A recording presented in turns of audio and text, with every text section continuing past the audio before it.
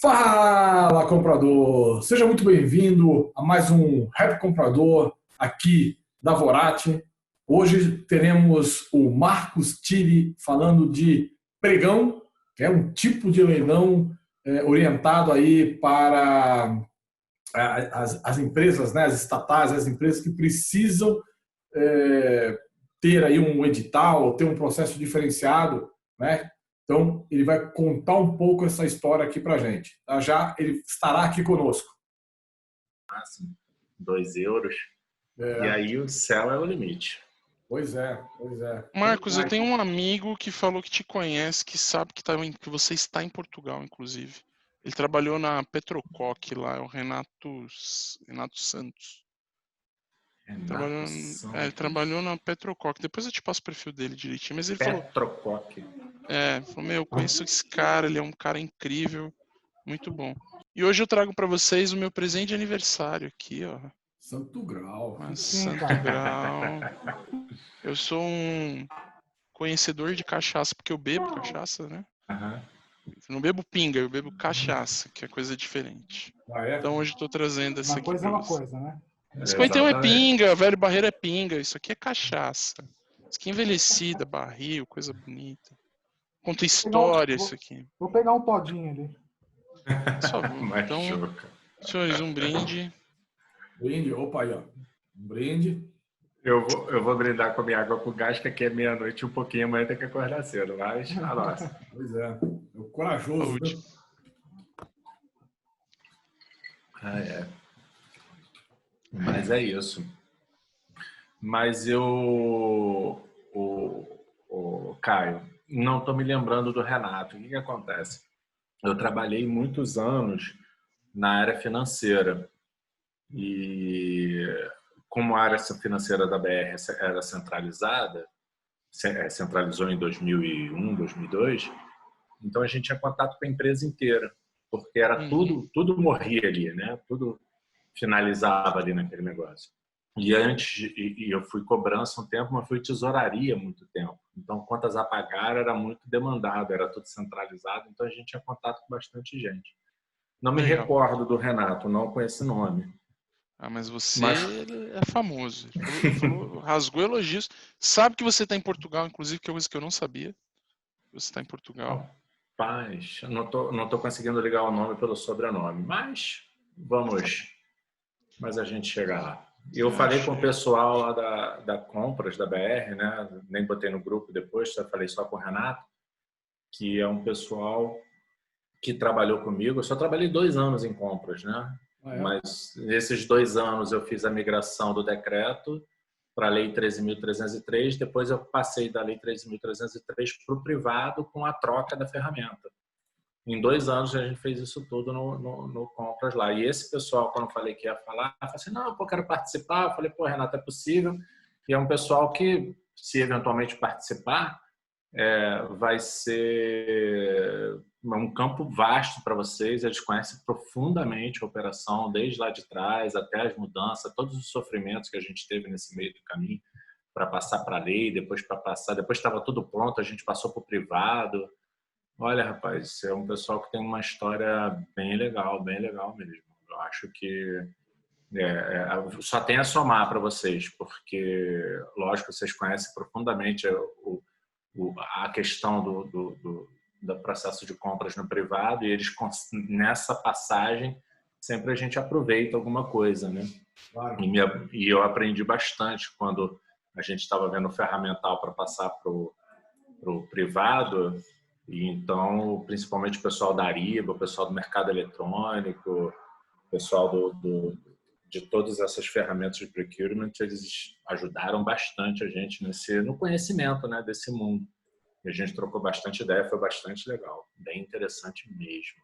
E até como o Caio estava falando na outra apresentação, essa questão do leilão, né, que a gente não usava, para a gente era um mundo novo, né? Tanto que depois a gente vai comentar mais à frente, quando a gente teve que entrar no pregão eletrônico, foi um Deus nos acuda, né? Ninguém queria, uma confusão, rapaz, uma confusão. que era órgão público ainda, com medo de TCU, perdeu os bens. Olha, foi confuso o negócio. Foi bem confuso. Resistência é muito pesada, né? TCU não é brincadeira não. Garba, pior do que o TCU, não é brincadeira não, pior que o TCU são os fornecedores. Porque eles entram com a reclamação no TCU, porra, tem que ver o que o cara fala da gente, bicho. Assim, educadamente o cara te chama de ladrão de várias formas diferentes, né? Entre outras coisas. Rapaz, a gente já virou final de semana ter que fazer resposta para TCU. Pregão suspenso, contratação suspensa, e entra em ouvidoria, aí entra a Corregedoria Geral da União, entra tudo, controladoria, aliás, Tribunal de Contas. É uma complicação muito grande. Olha só, deixa eu falar só duas coisas para vocês.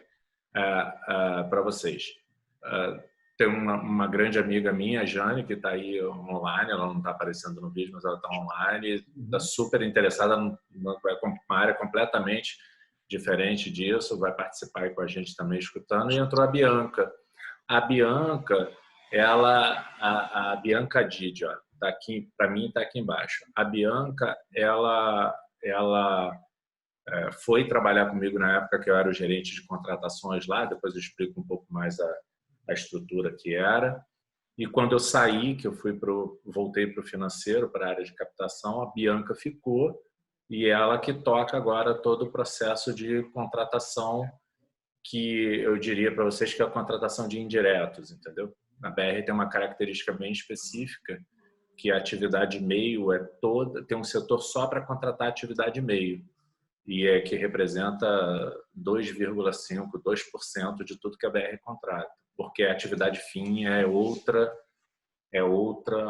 dinâmica, né? Os derivados de petróleo, óleos básicos, aditivos, insumos, tudo que se refere à atividade fim é comprado por outras gerências, né? Até quando a gente fez a mudança para o privado, a gente chegou ainda a levantar a possibilidade de juntar, né? Ter uma grande diretoria de compras, que, aliás, na minha opinião, seria o ideal, porque a BR é uma empresa de giro, né? Então, você ter uma diretoria de compras que qualquer centavo faz muita diferença, faz todo sentido, né? E, de outro lado, a gente tem um problema, não, tem um detalhe que grande parte desses produtos é comprado da Petrobras, né? Que é basicamente monopolista, apesar de algumas quebras aí nesse meio do caminho. Mas é bastante interessante. E eu estava vendo vocês trocando ideia de curva ABC, compra estratégica, a gente chegou a avaliar isso tudo lá, quer dizer, a gente chegou a fazer um levantamento disso tudo, mas foram tantas mudanças em sequência uma da outra que no final não conseguimos efetivamente botar para frente essa estrutura, porque quando entrou a parte da privatização foi bem complicado da gente conseguir seguir adiante com essas estruturas. Bom, Marcos, então vamos dar o pontapé inicial até. Vamos lá. O pessoal que começou. Então, deixa eu fazer as boas-vindas para todo mundo aí. Obrigado aí, pessoal, por estar presente aqui hoje. Acho que é o quarto ou quinto encontro aqui que a gente tem se organizado aqui. Caio Marinho está cheio de ideias novas aí de trazer uns negócios interessantes, né, Caio? Vamos correr aqui com algumas ideias. Depois vamos convidar vocês, acho que vai ser legal também. No dia 5 de agosto, se eu não estou enganado, vai fazer aquele leilão ao vivo, né? O Caio também está me ajudando aqui para a gente montar uma estratégia. Estou afinzão de ver isso aí, isso é muito bom. A gente está bolando aí uns negócios para sair um pouco da mesmice, né? A gente quer, cara, trabalhar, trazer conteúdo. E hoje a gente tem, já estávamos conversando aqui, obviamente aqui uma conversa de bar, né? Mas estávamos já conversando aqui com o Marcos Tille. Não te conhecia, pô, prazer, legal que o Daniel tenha colocado a gente em conjunto. Pelo que eu vi aqui, pô, o Marcos Tille tem uma experiência gigante aqui nessa parte de pregão e nós vamos ter aí uma hora e pouquinho aí, muito agradável. Vamos, né? O Marcos está com algumas horas à frente, 1h da manhã, meia-noite ou 1h da manhã, o Tille? 00:10. 00:10. Ele está com algumas horas à nossa frente aqui. Ele está lá em Portugal, transmitindo direto lá, né, da terrinha lá, muito bom. São João da Madeira que eu tô. São João da Madeira, né? Que legal. E é isso aí, pessoal. Então, muito obrigado aí pela presença de todos. Vou passar o mando da reunião aqui para o Marcos Tille e ele estará com vocês aí nas próximas horas. Eu vou ficar aqui só zuretando aqui, aprendendo e absorvendo também, que essa é uma área do pregão. Eu não tenho muita coisa. Conheço bastante de leilão, mas o pregão especificamente tem regras que são muito interessantes. Então, Marcos, estou te passando aí o mando aí. E, tá bom. Cara, boa sorte para nós aí. Pode se apresentar e segue aí a tua apresentação aí. Mais uma vez, obrigado aí pela tua disponibilidade aí. Viu? Obrigado, Renato. Obrigado a todos aí que estão participando. Em especial o pessoal aí da BR que soube do evento. Já estou vendo a Bianca, a Roberta, que trabalham diretamente com isso. E vamos fazer a seguinte dinâmica. A exemplo do que teve a apresentação lá do Caio, conforme for pintando uma dúvida, for pintando um esclarecimento, vamos colocando aqui. O Renato vai fazendo as intervenções e a gente vai explicando. Aquilo que eu não souber, peço ajuda dos universitários. Ainda bem que a gente tem uma apresentação aí que tem uma série de pessoas que podem nos ajudar nisso daí. E vamos seguindo aqui, vamos tocar fiz aqui uma pequena apresentação para servir de agenda para a gente, de roteiro. Não é uma apresentação do nível do Caio, né? Mas é uma apresentação, né? Baixa renda, vamos botar assim, né? Porque o Caio tem negócio de pesquisa, pirotécnico, né, que ele falou, mas é uma apresentação baixa renda aqui, é humilde, mas é sincera, tá bom? Fica tranquilo. Deixa eu achar aqui agora onde está a apresentação. Arquivos.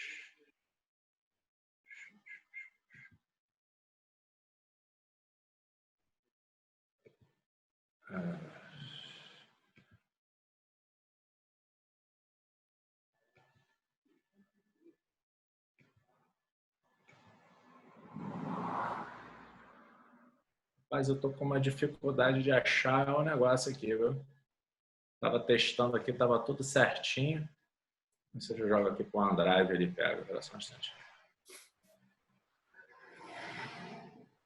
Até a apresentação já viu que acabou o expediente, viu, Tille? Pô, cara, acho que os caras estavam aqui, descobriram aqui do negócio. Eu botei a apresentação, só que não está compartilhando aqui. Vou dar só um segundo, por favor. Vou jogar aqui para dentro.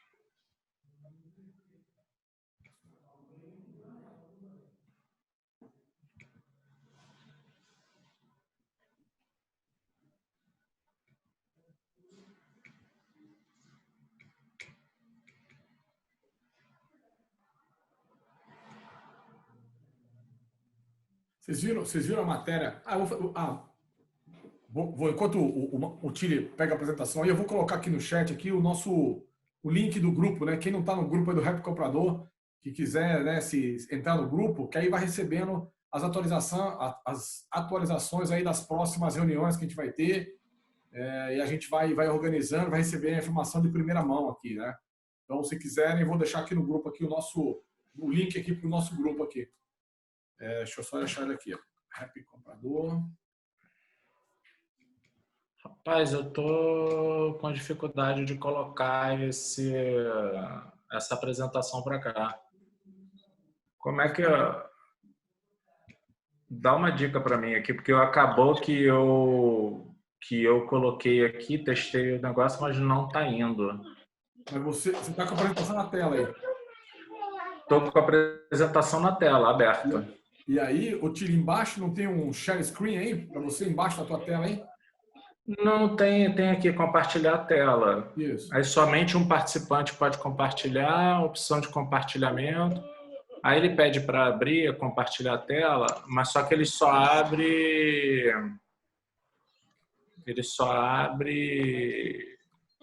Ah, não, acho que achei. Peraí.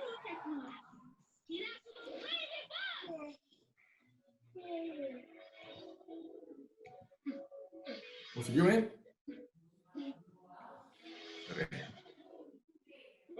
Permitir.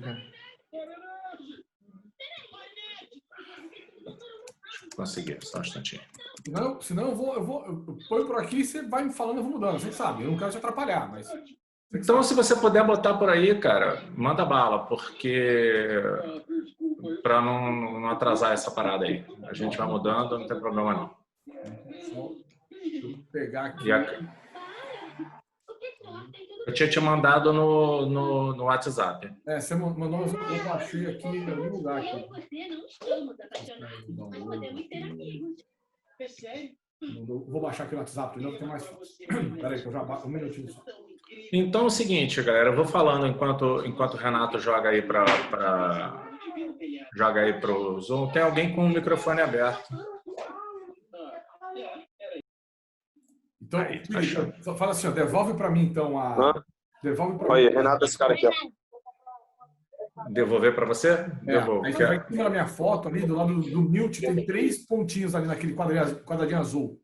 Clica nele e clica no Make Host.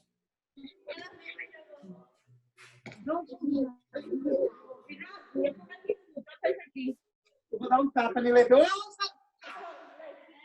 Make host é comunicar, certo? Que eu tô com português de Portugal. Não, vai derrubar. Ei, aí. Tem alguém?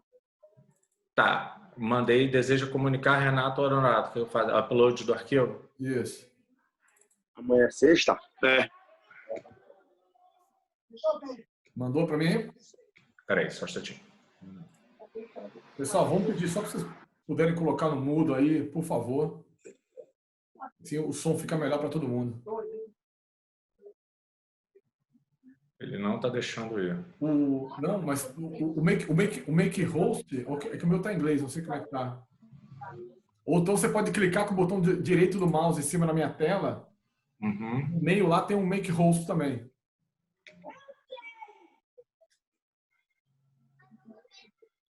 Não. Parece que estão se mordendo aqui para botar. Não? Deixa eu te mandar no e-mail mesmo, que aí já fica mais fácil. Não adianta, porque aí eu não consigo apresentar se eu não devolver para minha reunião. A apresentação A apresentação já está aqui, na tela aqui. Tá. Entendi. Vou te devolver aqui. Permitir. Tornar anfitrião. Isso. Aqui tá. Aí, oi? Sim. Muito bem. Então tá, galera. Desculpa aí esse pequeno atraso aí nessa comunicação. Então, o que acontece? Para a gente começar aqui, o Renato vai colocar aí a apresentação, só para fazer um breve histórico. Eu entrei na BR Distribuidora em 1996. Antes disso, eu trabalhei 10 anos no Banco do Brasil. E desde que entrei em 1996 na BR Distribuidora, eu passei esses 23 anos, basicamente desses 23, eu passei 19. Tem como rodar uma, Renatão, por favor? Passei 19 anos em área financeira, e nessa área financeira eu trabalhei crédito e cobrança, tesouraria, captação. Na cobrança, fiz a parte de postos de gasolina, que eram 7.500 postos, fiz a parte de consumidores, participei diretamente daquela negociação da Eletrobras, que teve aí um tempo atrás, de uma negociação grande, de 10 bilhões de reais, e atuei muito nessa parte de termoelétrica durante muitos anos. Fiz também a ligação da BR com a ASP, da então ASP, que depois virou Liquigás, em que a gente fez a integração da empresa na compra, fiz a parte financeira da integração. E depois de praticamente 19 anos de companhia, eu fui ser assistente do diretor de operações e logística. E lá no diretor de operações e logística, como era assistente de diretoria, a gente comecei a ampliar esse conhecimento da companhia, entendendo basicamente as operações da companhia mais por dentro e não só pela área financeira propriamente dita. Na verdade, a BR hoje é uma grande empresa, sempre foi, mas ela é uma grande empresa de logística, né? Então, sendo uma grande empresa de logística, conhecer a parte operacional da empresa, isso faz todo sentido. Depois, aí voltando aqui diretamente para o nosso bate-papo, 2 anos eu fui responsável pela área de contratações da atividade meio. Ou seja, a atividade meio representava naquela oportunidade, acho que não mudou muita coisa, de toda a contratação da BR. A gente tinha um volume anual de 2 bilhões e a gente fazia mais ou menos 2.000 processos por ano, de 1.500 e 2.000 processos. Nesse período, a gente teve uma mudança grande, que passamos da compra do Decreto 2745 para a Lei 13.303, que aí veio a questão do pregão e veio toda aquela situação de você mudar o procedimento de compra, e depois para o processo privado de contratação. Então, assim, nesses 2 anos, nessa atividade de compras, esses 2 anos foram bastante enriquecedores no que diz respeito a essa atividade. Eu que não conhecia muito pouco, fazia só apenas as aprovações desse processo.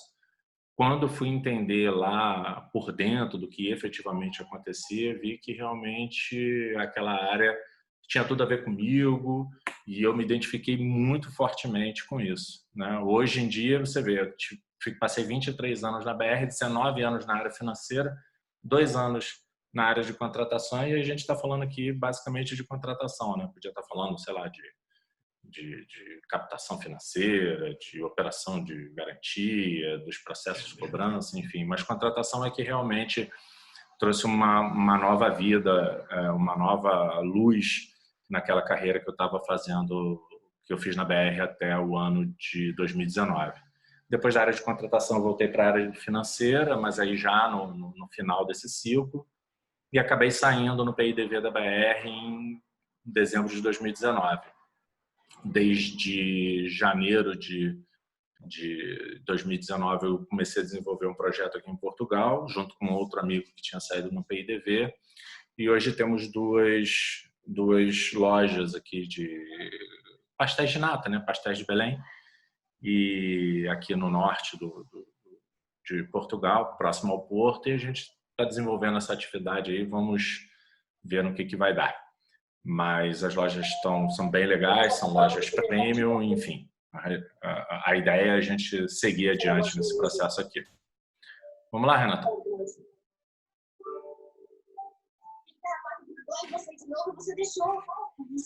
Bom, para a gente falar hoje um pouquinho desse processo de compra, a gente vai falar da aquisição de bens e serviços pelo Decreto 2745, um pouco da histórica, da Lei 13.303 e as mudanças, as dificuldades do pregão eletrônico, follow-on da BR, e depois a gente faz o encerramento. A gente passa mais ou menos pelo histórico, e conforme vocês forem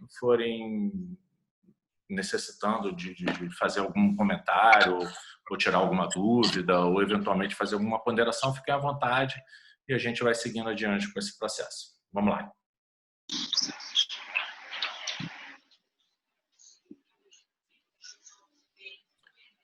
Bom, para a gente começar a fazer alguma comparação, né, o Decreto 2745 ele foi criado em 98 e concedeu à Petrobras, a Petróleo Brasileiro, vamos dizer assim, uma flexibilização no processo de contratação da Lei 8.666. O que acontecia? O processo de contratação pelos processos da Lei 8.666 já são muito demorados, são processos muito longos. Os processos da Petrobras eram extremamente longos.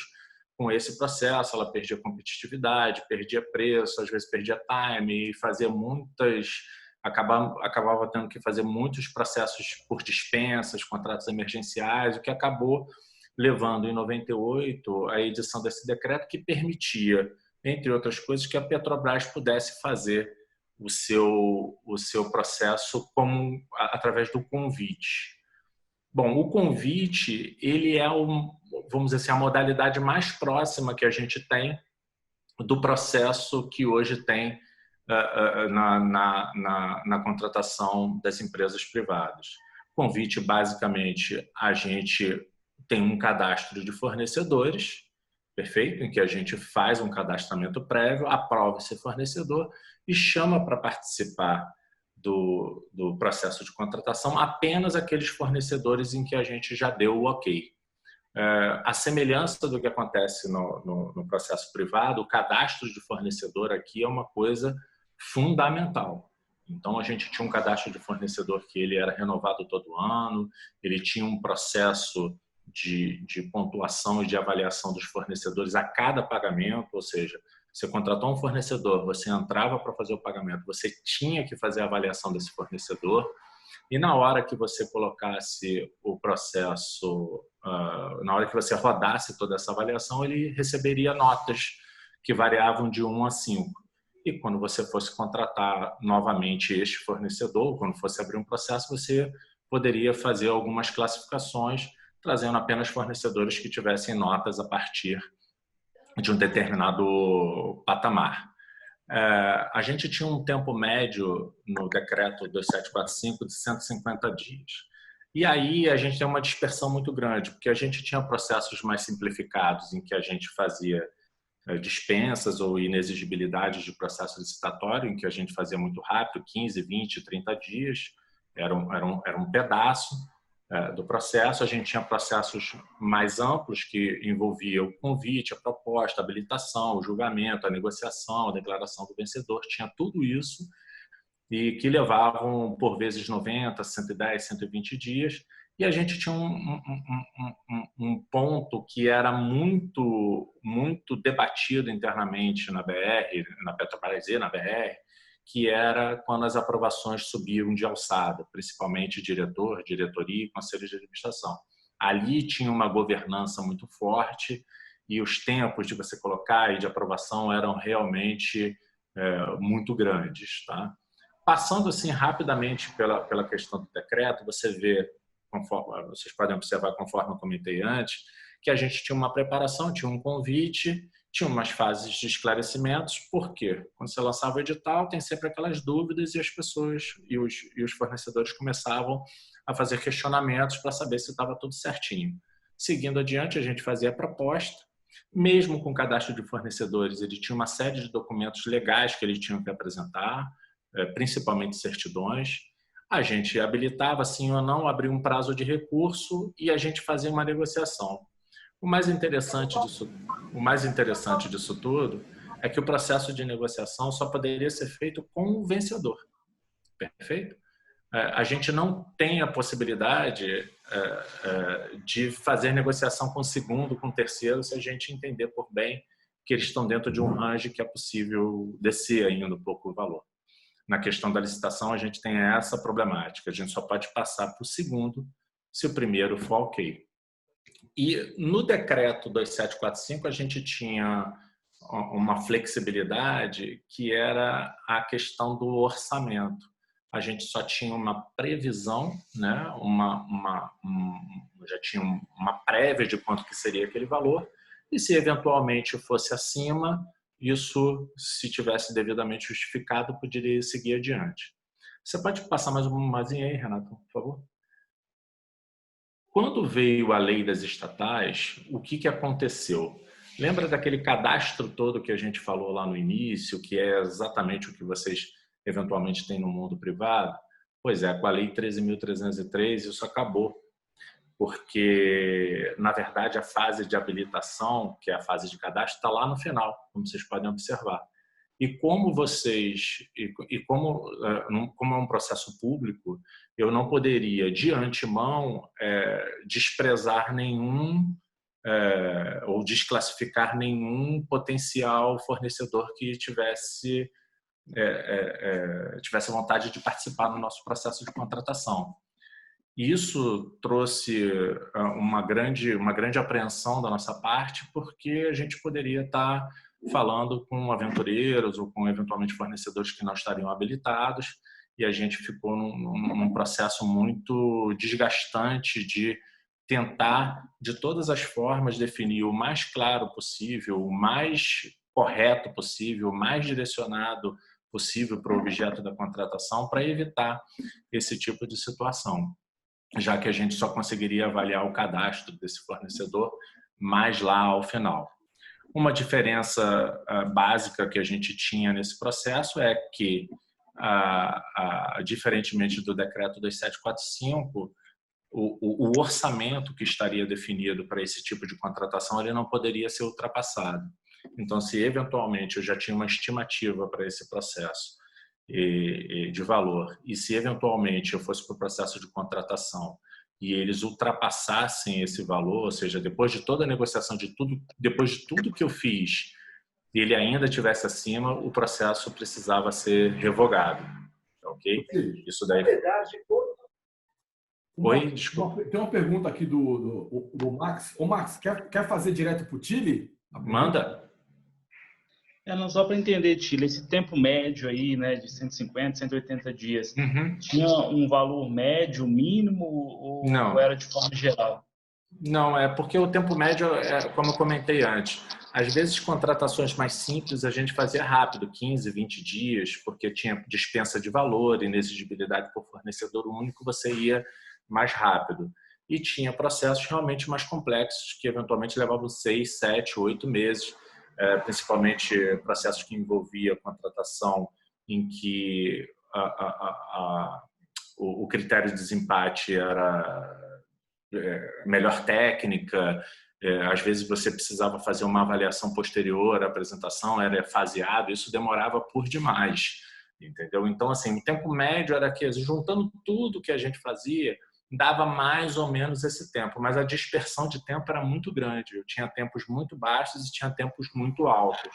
Se eu pudesse dizer para você, olha, se você botar um processo de contratação, a gente vai levar aí pelo menos uns 4 meses para contratar, que seria aquele bolo que fica ali no meio do caminho, no meio do processo de contratação, que é o tempo que a gente leva para seguir adiante. Obviamente, aí respondendo objetivamente, esses processos mais simples, eles eram mais rápidos, entendeu?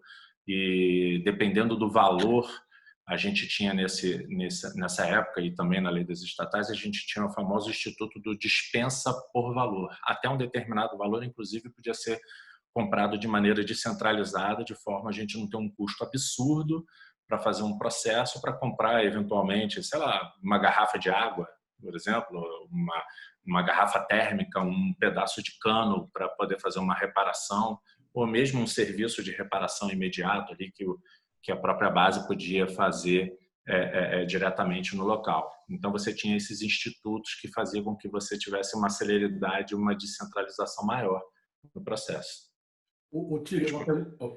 Fechou? Respondi, Max? Não, ok, tranquilo, ficou claro para mim. Valeu. Obrigado, Max. Tem diferença para serviço? Não sei se separava exatamente assim, né? Mas tem diferença para serviço ou para material produtivo, vamos dizer assim, um material, né, que não seja serviço? Tinha diferença nisso aqui no decreto ou na lei? Na verdade, na lei das estatais, eles fizeram uma separação no tal dos serviços de engenharia. Vamos voltar um pouquinho para contextualizar essa lei. Essa lei é de 2016, ela veio logo depois a reboque da Lava Jato, que foi um grande processo em que os processos de engenharia que eram os grandes vilões da questão. Então, quando a gente fazia o processo de contratação... Aí tá você botou no HD, não pega. Tem que ser no 62. Em tese, você não teria distinção. Você contrata bem e contrata serviço, cada um com seu rito, né? Mas dentro do processo de contratação. Na lei das estatais, os serviços de engenharia eles eram seguidos de projeto técnico, eventualmente de pré-qualificação, tinha que colocar a questão dos riscos envolvidos ali dentro na lei das estatais, mas respondendo objetivamente, no decreto você não tinha muita diferença. Você contratava serviço de um jeito e contratava material mais ou menos do mesmo jeito. Como o material era muito objetivo, você tinha uma celeridade maior. Como o serviço normalmente envolvia algumas especificações técnicas, isso era um pouco mais demorado, envolvia impostos, às vezes envolvia mão de obra, muita mão de obra, e você tinha que parar para fazer as análises para você saber, se os impostos estavam corretos, 2, se os valores ali apresentados estavam aderentes com sindicatos da região, se estava no piso, se não estava no piso, e 3, se a proposta era execuível. Quando era bem, não tinha muito problema, porque ele me entregava o bem e eu pagava depois. Quando é serviço, o contrato é continuado, você tem que ter uma atenção maior, porque ele pode quebrar no meio do caminho, né, ou não executar o serviço, e aí você tem que contratar de novo, mas a sua operação basicamente para. E eu tinha muita gente contratada espalhada nas bases, né? Técnicos de operações, técnicos de segurança, parte de química. Era muita contratação, muitas obras também eram contratadas, enfim. E me recordo até que na apresentação do Caio, o pessoal falou: você contrata projeto diferente de obra, diferente da execução, e a gente também teve essas discussões lá, mas a verdade é que obras tem que contratar de ponta a ponta, senão dá problema depois no final.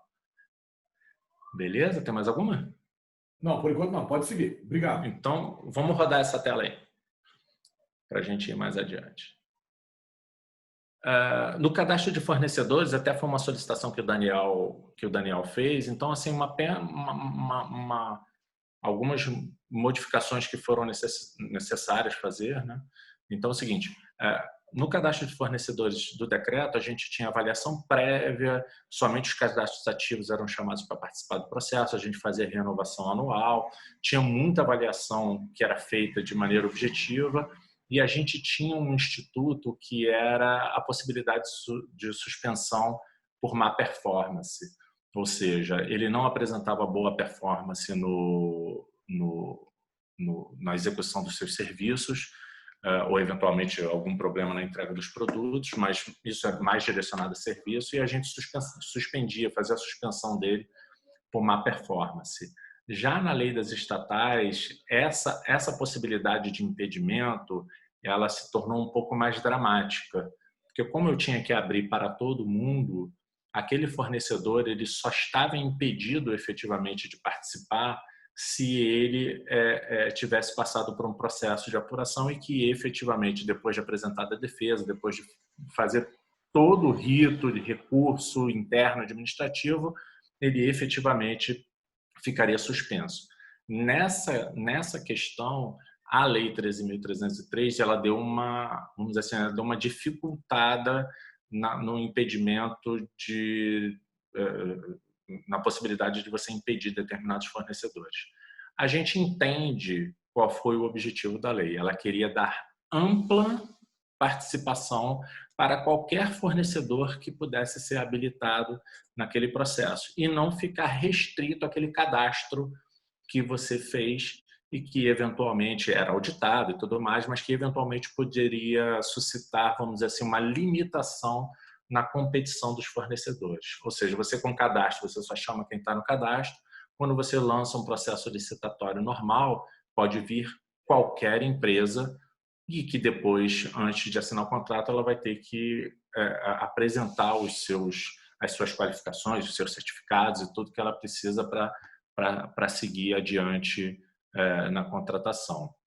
A lei das estatais, ou seja, o decreto, ele tinha uma flexibilidade muito grande. A Lei 8.666 tinha uma rigidez muito grande e a Lei das estatais ela veio nesse meio do caminho. Como o decreto 2745 só beneficiava, ou seja, só abraçava as empresas do sistema Petrobras, então as estatais que se viram a oportunidade de migrar para o 13.303, assim o fizeram de maneira muito rápida. E no decreto a gente levou até o último tempo, que eram 2 anos para implantar a lei das estatais, levou até 2018 para poder implantar, porque realmente tinha um impacto no processo de contratação muito grande. Infelizmente, para o sistema Petrobras, e por conta de tudo que aconteceu, acabou tendo um pouco mais de restrição, mas, de toda forma, seguiu adiante sem maiores problemas. Vamos lá, Renatão.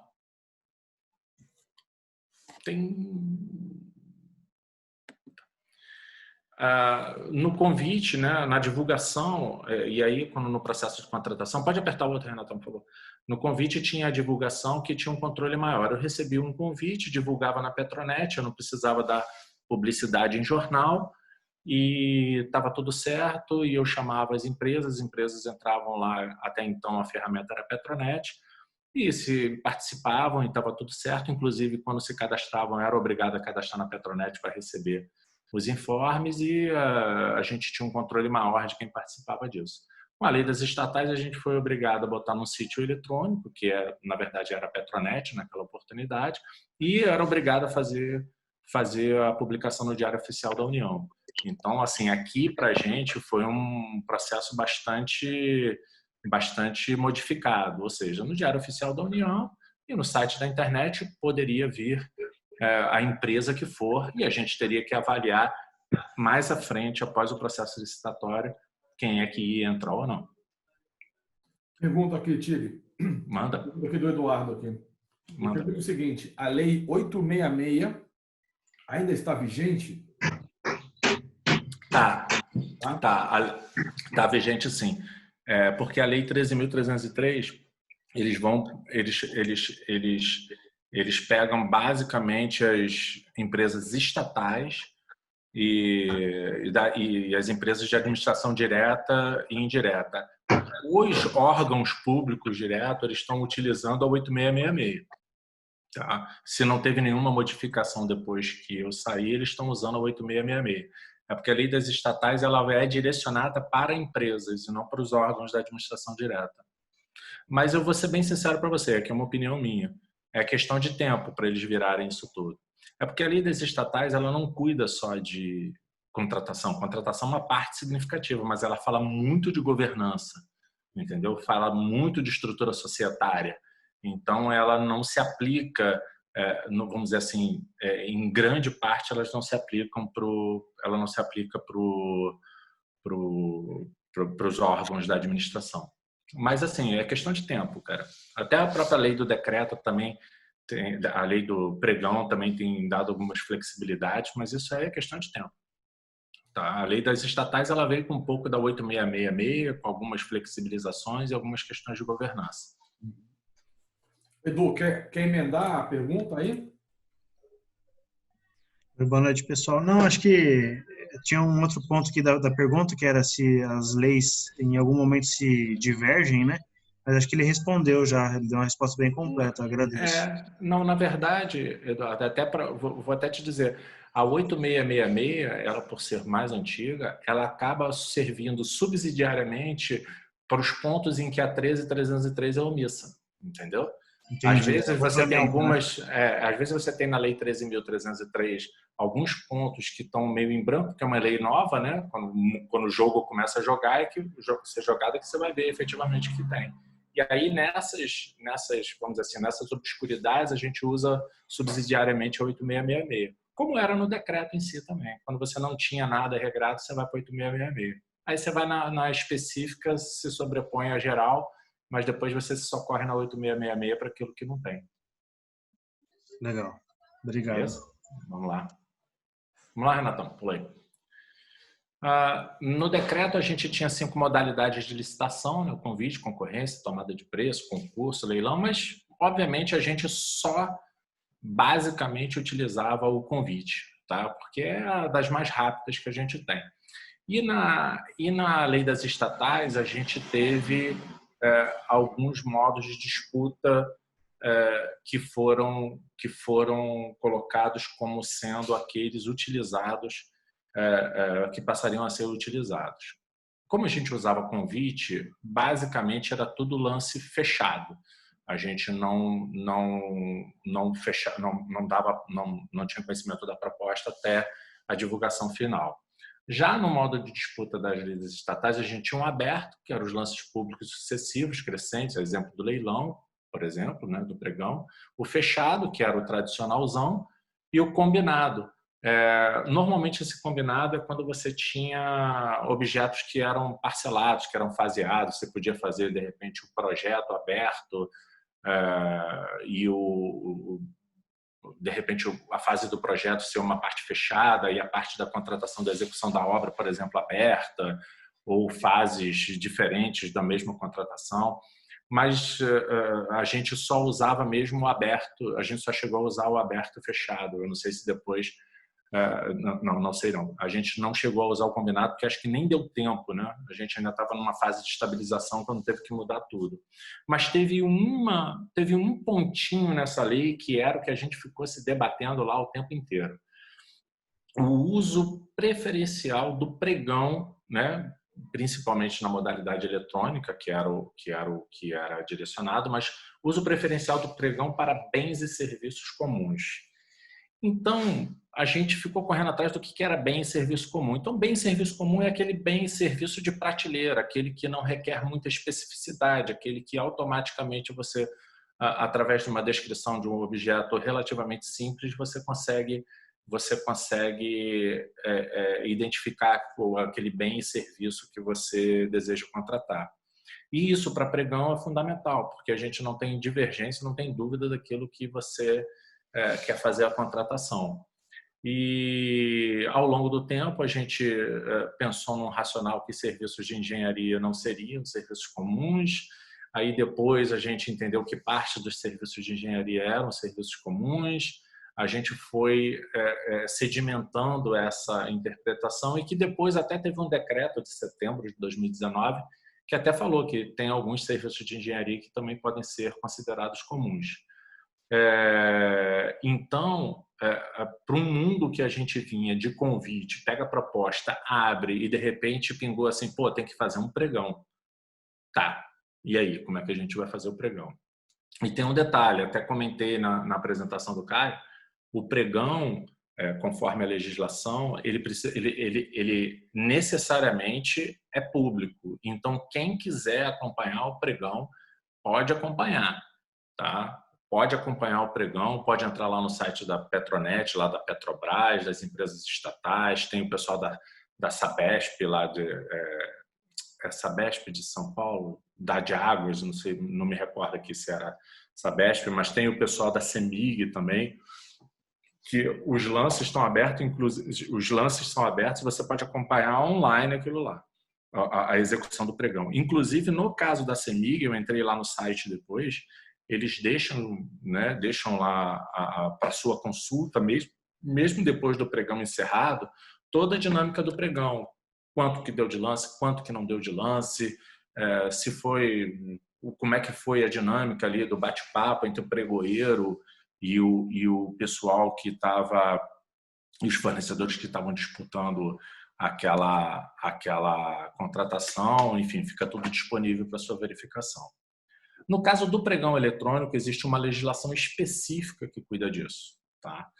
Então, a gente teve que se debruçar sobre isso e a gente teve que, naquele momento, já um pouco antes de entrar, começar a capturar internamente na BR, que é para o concurso público que se entra,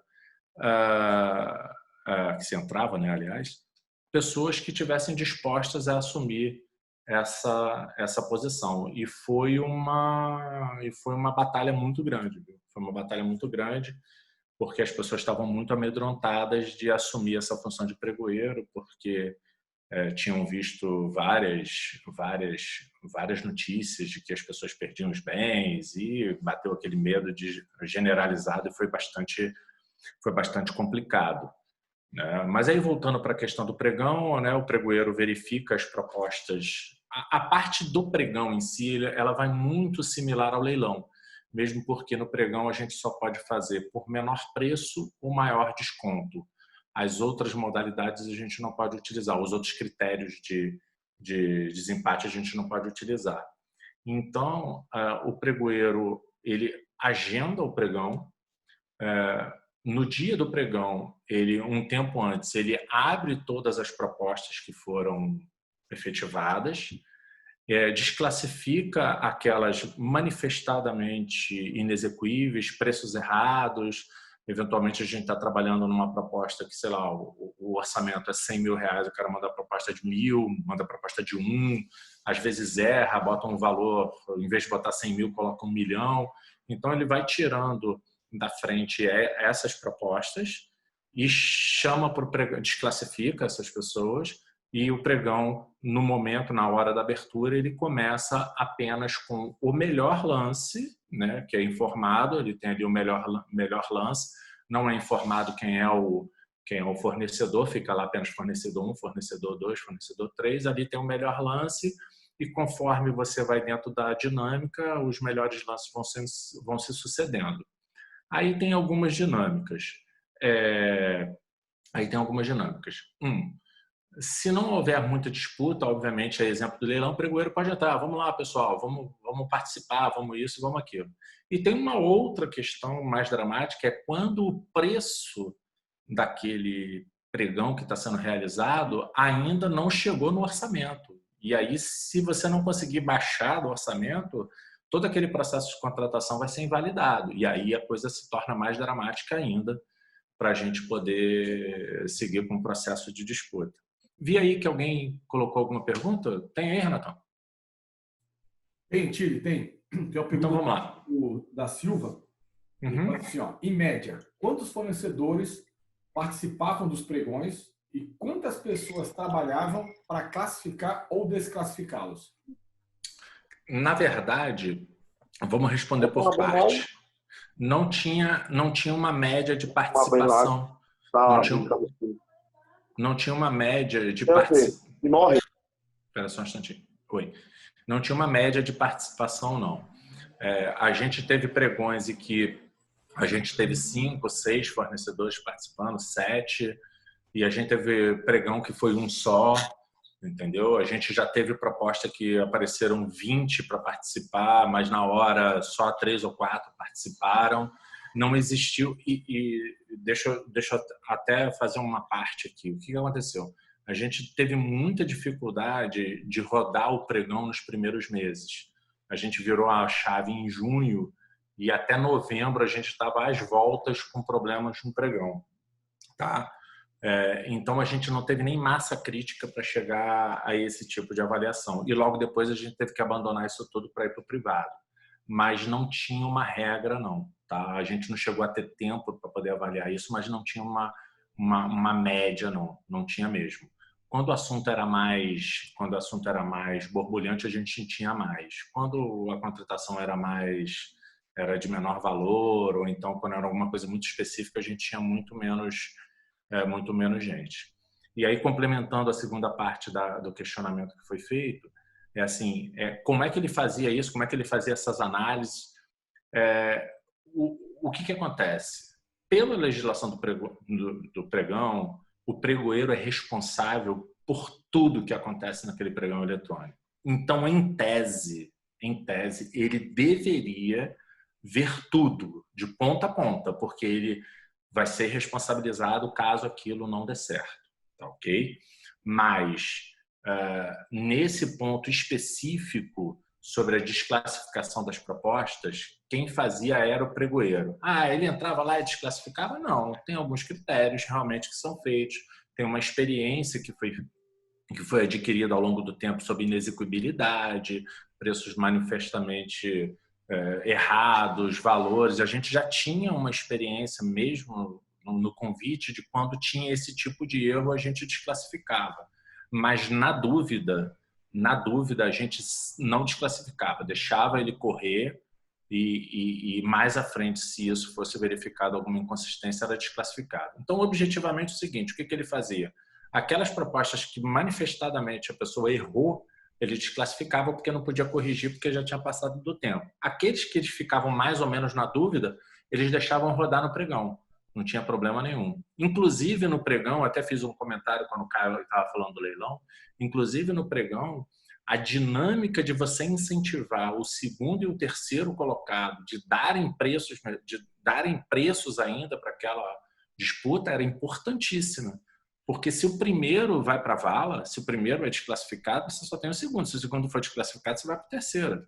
Teve casos até em determinadas contratações que a gente foi até o 7º, o 8º, o 9º.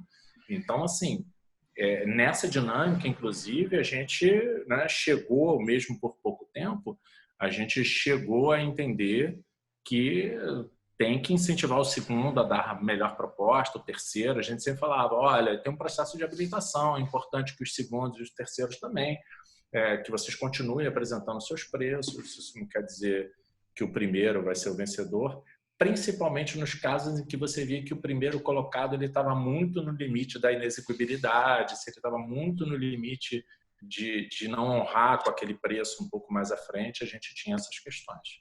Tá? Mais algum, Renatão? Tem sim, Tire. Tem uma do Eduardo aqui. Ele pergunta o seguinte.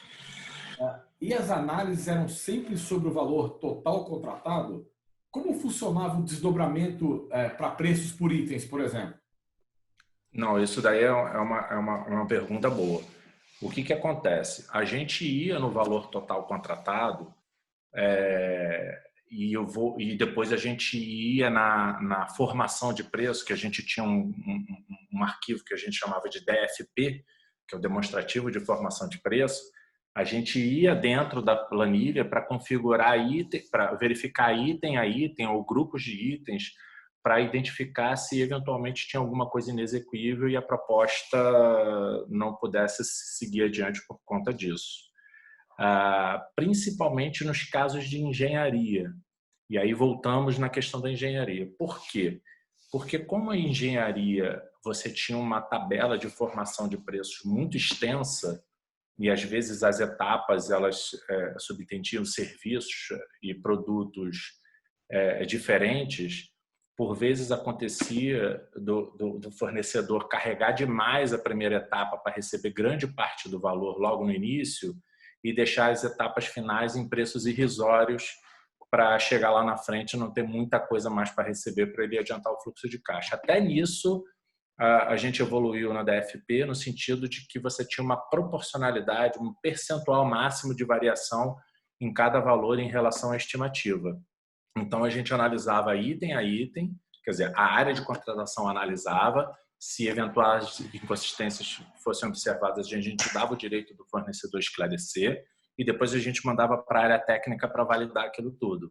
Mas a gente analisava sim por dentro, eventualmente impostos errados, de repente a proposta do fornecedor não considerou o imposto corretamente ou não considerou imposto nenhum. A gente sempre dava a oportunidade dele esclarecer e, em alguns casos, não era muito raro, ele declinava da proposta porque, eventualmente, tinha mandado o preço que ele não conseguiria suportar se incluísse impostos. Isso aí eu vi demais, demais. Chegava no final e falava assim, pô, mas com esse imposto eu não consigo fazer. E aí ele declinava da proposta, a gente desclassificava. E aí a importância do segundo e terceiro colocados para a gente poder seguir adiante no processo e não perder tudo que foi feito.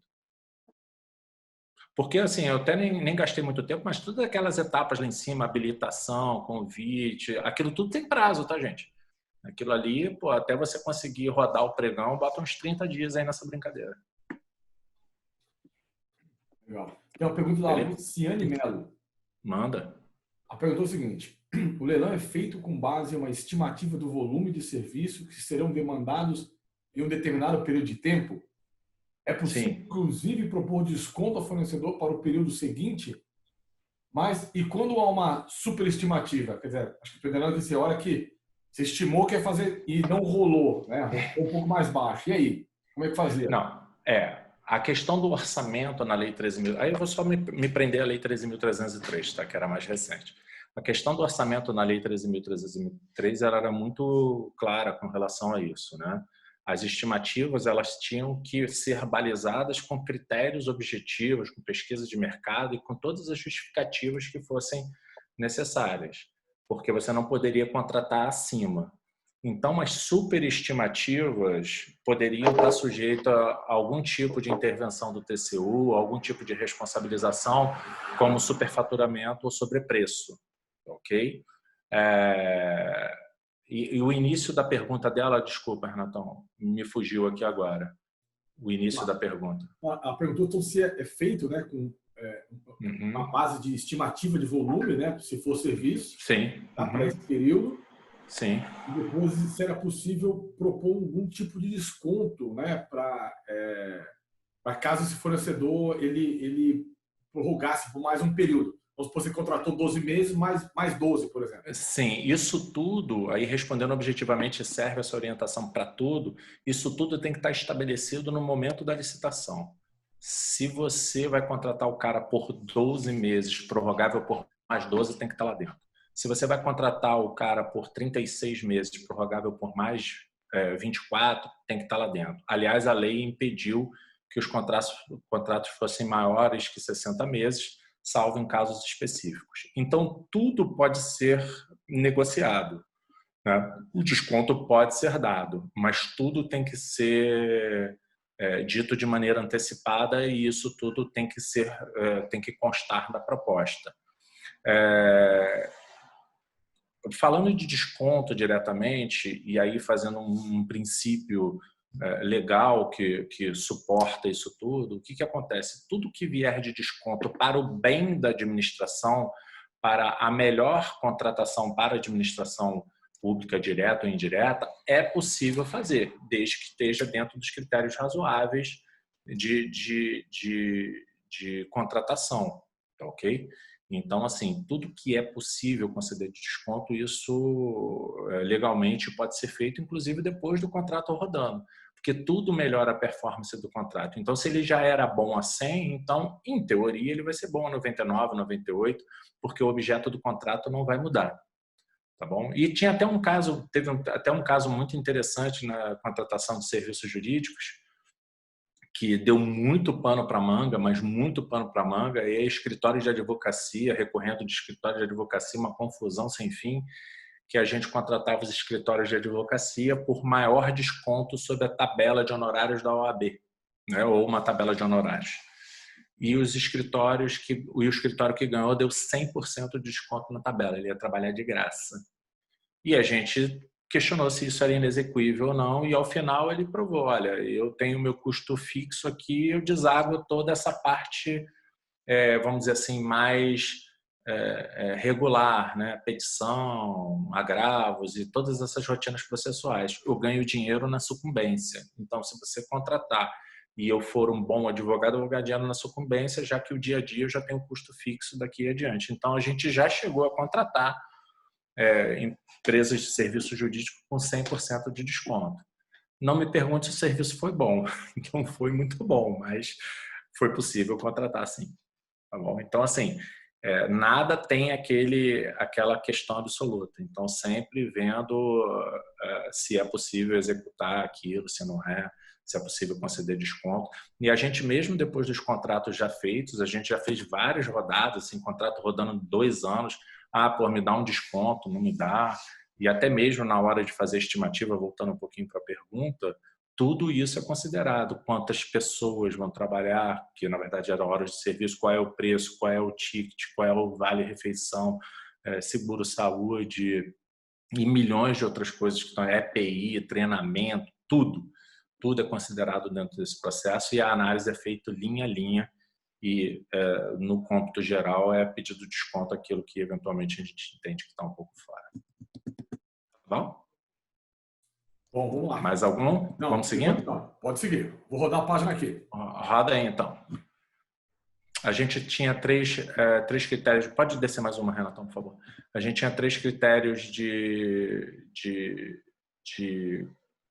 julgamento no decreto, que era o melhor preço, a técnica e preço, né? E a gente passou para ter 8 critérios. Eu acho que nesse caso a lei veio para dar uma melhorada nisso daí, porque a gente ficava no decreto às vezes muito preso dentro desses processos e às vezes os processos de maior desconto eles acabavam virando para melhor preço, né, por conta disso. E a gente começou a ter outras questões aí dentro, que foi a questão da maior oferta de preço quando você vai vender, e o conteúdo artístico, que ele eventualmente não é classificado por preço, né? Eu quero fazer um Réveillon na Avenida Paulista, mas eu quero contratar, sei lá, uma banda de MPB. Depende, se a banda for inicial, vai cobrar quase nada. Então, sim, tem essas questões de conteúdo artístico, essas subjetividades que ficaram melhor abraçadas nisso daí. E também teve a questão do maior retorno econômico, né? Quando você faz uma contratação em que é um projeto eventualmente de longo prazo e que a pessoa e que o fornecedor ele vai te dizer, olha, o retorno com esse serviço que eu vou te dar, o seu retorno vai ser 10 milhões, por exemplo, de VPL, ou uma taxa interna de retorno de 10%. Não, o meu VPL vai ser meu serviço VPL vai ser tanto, e a sua taxa de interna de retorno vai ser tanto. Normalmente para projetos maiores, envolvendo instalações, e aí são coisas mais complexas para contratação. Não chegamos a fazer nenhuma, não deu nem tempo para isso. A gente atuou basicamente no menor preço, maior desconto e a gente fugiu um pouco de técnica e preço, que isso daí sempre dá confusão. A gente chegou a contratar alguma coisa de técnica e preço, mas dá uma confusão porque a parte técnica é toda subjetiva.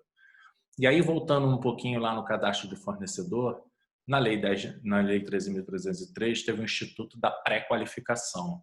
Aí fala assim, você pode fazer uma pré-qualificação e só seguir com aqueles que efetivamente se pré-qualificaram dentro do objeto que você quer fazer. Sim, perfeitamente, podemos fazer isso. Só que a pré-qualificação era basicamente vamos dizer assim, um pré-processo licitatório que você fazia com todos os fornecedores, com um edital, com apresentação de proposta, com análise de proposta, com recurso para você validar isso tudo. Então, foi bem difícil fazer isso. A Petrobras fez para alguns casos, mas ela ficava com uma pré-qualificação aberta direto e colocava para dentro aqueles que estavam pré-qualificados até determinada data. Na BR, não tivemos volume para isso. Chegamos a ensaiar fazer uma pré-qualificação para os serviços de lojas de conveniência, principalmente as lojas de conveniência de lubrificante. Mas não deu tempo também. Acabou que todo esse processo da Lei 13.303 terminou em 2019. A gente começou em 2018, um ano depois ele acabou. Vamos lá? A negociação, né? Mais uma vez, isso. A negociação no decreto 2745, ele existia, mas ele não era tão dramático.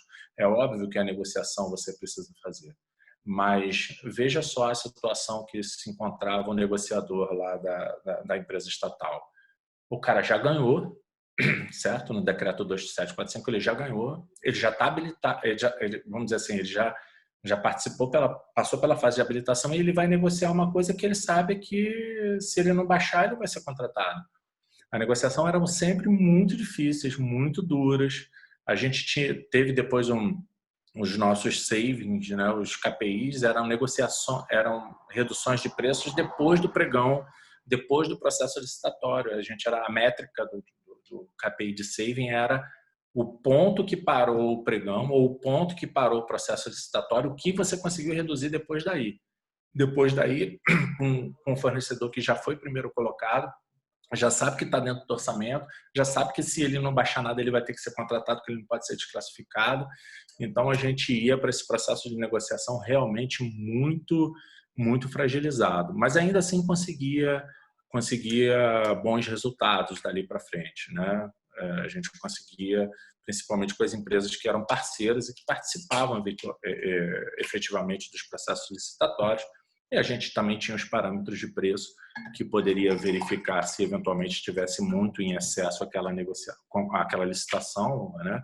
Aquele processo, a gente poderia inclusive cancelar por excesso de preço. Já na Lei 13.303, a gente já começou, a gente tem um problema do orçamento. Se eventualmente não bater o orçamento, é tudo revogado, não se aproveita absolutamente nada, o processo é todo revogado e tem que fazer uma nova estimativa. Por que é todo revogado? Porque o processo ele tem uma estimativa que serve como referencial de orçamento, né? Que na verdade eles chamam de orçamento. Se você não conseguiu com aquele orçamento, você vai lançar com o mesmo orçamento, então você tem que rever o orçamento ou rever o objeto daquilo para você poder lançar ou alguma coisa mais adequada ou adequar o orçamento que eventualmente você fez fora da realidade. O problema da negociação é que a gente só pode fazer com o primeiro classificado, a gente só pode passar para o segundo se o primeiro for desclassificado por algum motivo. Quando é sobrepreço de orçamento, a gente desclassifica o primeiro e tenta com o segundo, mas é muito difícil. Se a gente já não deu com o melhor preço uma redução, com o segundo fica quase impossível, mas a gente seguia assim nesse processo. Vamos lá? O Tito, na verdade, só uma curiosidade minha aqui, né? Claro. Trabalhei numa empresa que a gente tinha uma aproximação, né, somente com o governo do estado aqui de São Paulo, né? E não tem nada de errado, não. É só uma questão realmente de aproximação, de participar de eventos e tal. Sim. Acho que não tinha nada de errado. O governador, eu acho que foi até o governador de São Paulo na época, eu estava lá conversando com ele, alguém fez uma pergunta para ele exatamente, né, de que tinha acontecido algum problema no governo, ele virou e falou assim, mas quando a gente tem um problema aqui, né, e eu tenho um problema com o fornecedor, que eu tenho que desclassificar, eu tenho que começar o processo todo do zero. E isso demora, né, 3, 4, às vezes 5 meses para dar certo. Para conseguir colocar. Não é um negócio que você pode fazer da noite para o dia, né? Então, assim, é uma coisa que eu passei a pensar diferente, né? Porque não é tão simples quanto parece, né? Quando você coloca... Não. Tem a lei, mas engessa demais a gente na hora de compras, né? O problema é que a lei ela quer dar ampla competitividade e quer dar para todos a oportunidade de se defender, de se manifestar em qualquer etapa, entendeu? Para revogar, para questionar, para suspender. Quando isso é benéfico, ok, corrigimos e vamos adiante. O problema é que às vezes as pessoas usam isso como ferramenta de você atrasar aquela licitação justamente porque o cara tem um contrato e se você não conseguir fazer vai ter que prorrogar com ele, né? Já aconteceu isso sim. Mas o ato, e aí só, Renato, só esclarecendo, o ato de você desclassificar um fornecedor não enseja necessariamente refazer todo o processo, tá?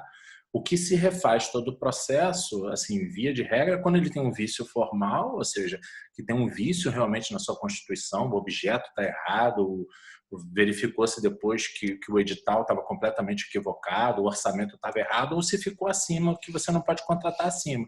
Aí realmente tem que começar do início. E quando isso acontece, amigo, dependendo da etapa que está, dá vontade de chorar.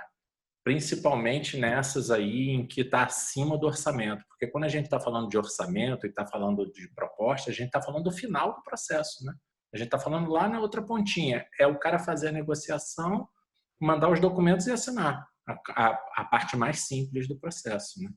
E aí você tem que voltar lá na origem, desfazer tudo, aí bota edital, bota Diário Oficial da União, começa tudo de novo e realmente dá vontade de chorar. É uma outra pegada, né? Interessante. É outra pegada. Mas aí, aproveitando só esse ensejo, mas tem algumas coisas interessantes que aprendi depois, mais à frente, com o pessoal da Ariba, que esse engessamento teve um ponto especificamente que me chamou muita atenção, que foi muito bom nesse aspecto, né? Um bom, entre aspas, né? Que é a questão do contrato, né?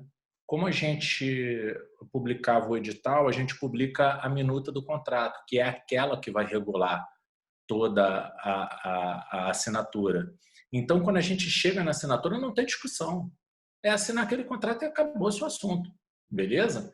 E eu soube, através do pessoal da Ariba, que a discussão das cláusulas contratuais no processo de contratação privado, pelo menos naqueles que eles me mostraram, era onde se perdia mais tempo, discutindo cláusulas e cláusulas, itens e itens, chegar o valor, mas é assim, não é assim, é desse jeito, não é? Que se perdia um tempo absurdo, inclusive a célula lá de jurídico dentro do organograma da solução do Ariba era um negócio gigantesco de tanto tempo que se perdia. Nesse aspecto, né, não sei se isso corresponde à realidade para muitos de vocês, nesse aspecto isso era ótimo, porque você tem um contrato que quando chega lá na frente não tem mais o que discutir, é botar o nome da empresa, botar o valor, preencher o que tem que preencher e assinar. Isso é a parte mais fácil que tem, entendeu? Então tem esse outro lado da moeda, né, que a gente não pode mudar nada porque aquilo está em edital. Pô, faz total sentido, cara, e a nossa realidade lá de cá é exatamente essa, né? E aí o que a gente acaba pregando, né? Para quem está aqui é meu aluno, né? Aluno do Strategic Source, uma das coisas que eu falo, né? Que eu sempre bato na tecla, é que a gente coloque as cláusulas de contratos como uma RFP. E a primeira coisa que negocia não é o preço, são as cláusulas do contrato. E aí o que eu tenho visto, e aí só essa tua fala aí foi perfeita para corroborar o que a gente tem trabalhado lá de cá, né?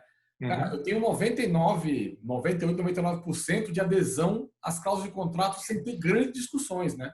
Quando eu faço esse processo que eu rodo junto com a RFP. Porque lá na frente, quando você dá o parabéns para o fornecedor e aí vamos falar de contrato, esquece, né? O cara abandona e aí às vezes fica anos, cara.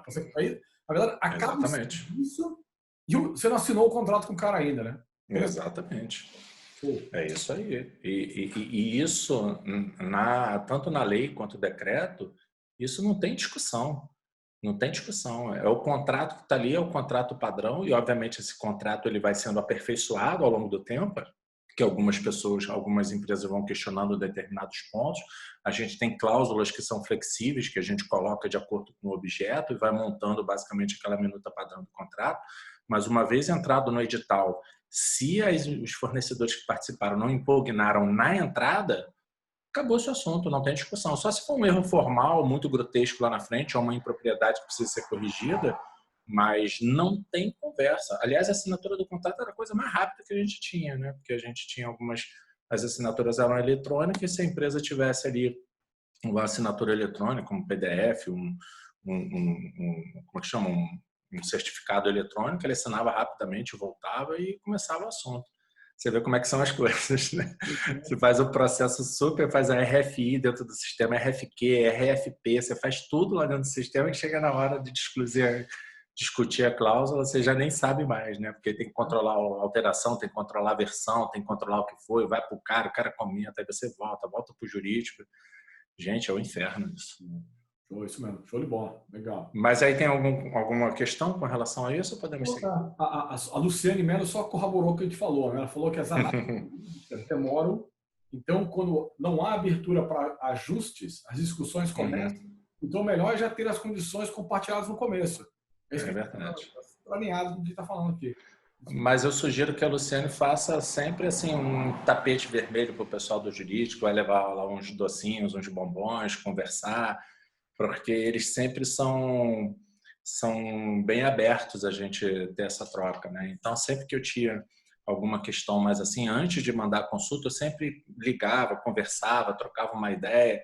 Falei assim, olha, precisamos chegar nesse lugar, então vamos seguir assim, você faz, eu já brifava ela e a gente tentava encurtar um pouco esse processo. Se ficar muito dentro do sistema, não vai para lugar nenhum, tá?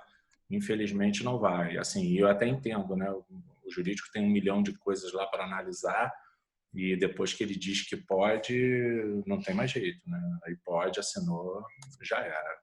Então, assim, eu acho que esse meio campo com o jurídico é fundamental, chamar ele para participar das suas reuniões de análise crítica, das questões, pedir para eles irem lá, apresentar também quais são as dificuldades dele. Eu acho isso fundamental. E nós, lá da BR, sempre tivemos um excelente relacionamento com o pessoal que fazia as análises e sempre trocava ideia, muita coisa pelo telefone, ligava, pô, o que você acha disso, o que você não acha? Olha, pô, não vai por aí, que eu acho que não vai dar muito certo. E às vezes aquelas decisões que você ficava meio na dúvida, tinha esse conforto mesmo não formalizado e depois, quando tinha que formalizar, você já estava com um embasamento mais encorpado, né? Então você pedia com mais conhecimento de causa e a resposta vinha basicamente dentro daquilo que já tinha sido conversado. Acho que isso daí é fundamental. Sem isso, vai se perder um tempo monstruoso dentro do processo. Vamos lá? Se não tiver mais perguntas, seguimos. A fase de habilitação, como falei no início, na lei das estatais, a gente acabava tendo que analisar, vamos botar assim entre aspas, todo o cadastro do fornecedor depois que ele ganhava o processo de licitação. No decreto 2745, a gente analisava única e exclusivamente a parte de certidões, basicamente, porque toda a parte técnico, econômico, financeiro, jurídico, nem tanto que tem as certidões, mas os técnicos e econômicos financeiros, a gente analisava analisava os dados antes de chamar. E aqui, nesse caso, a gente começou a ter que analisar tudo no final e depois cadastrar. Então, assim, foi uma mudança de comportamento muito forte aí nesse processo. E a negociação, como falei antes, apenas com o primeiro classificado. Não pode fazer a negociação com o segundo se o primeiro não for desclassificado. E aí eu volto àquela retórica. Como é que a gente vai negociar com o primeiro classificado, que ele sabe o orçamento, sabe que ganhou, sabe que tem os documentos, ele não precisa baixar, né? Não precisa baixar porque ele já sabe que se não for ele vai ter que abrir outro processo de licitação e se abrir outro processo de licitação sem uma justificativa razoável, ele pode entrar com uma representação dizendo que ele foi preterido. Isso tem que ficar muito atento, porque se você fizer isso, você pode estar beneficiando um terceiro Então, tem todo um arcabouço de problemas, de questões aí para serem analisadas antes da desclassificação. Mas a negociação existe e ela fica cada vez mais intensa. Vamos lá?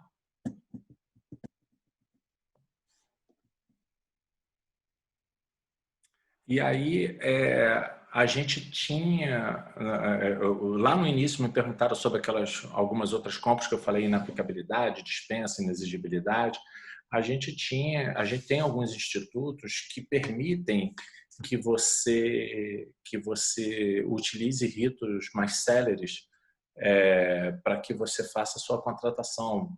Por exemplo, você tem um fornecedor único de um produto ou serviço, não tem como fazer, né? Tem algumas questões, por exemplo, contratar o Diário Oficial da União, não tem como fazer. A gente tem as dispensas por valor, ou seja, até no decreto até R$150 mil, você não precisa fazer o processo licitatório todo. Porém, ele não te dispensa de você fazer umas 3 cotações, mas é uma coisa mais informal, você consegue fazer mais rapidamente.